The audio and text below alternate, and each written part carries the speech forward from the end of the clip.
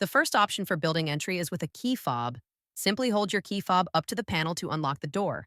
If you don't have a key fob, check with your building management to get one. The next option for entry is with your access code. When signing up for AlphaTouch, you'll receive your personal access code. Simply enter your code at the panel to gain entry. Next is the virtual key.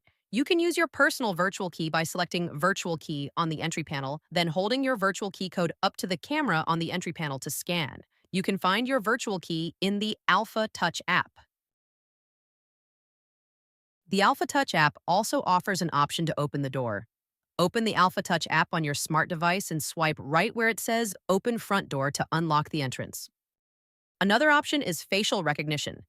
If your building supports facial recognition, simply press Recognize on the entry panel. Then, look at the entry panel to gain entry. If this feature isn't enabled and you'd like to use it, contact your building management.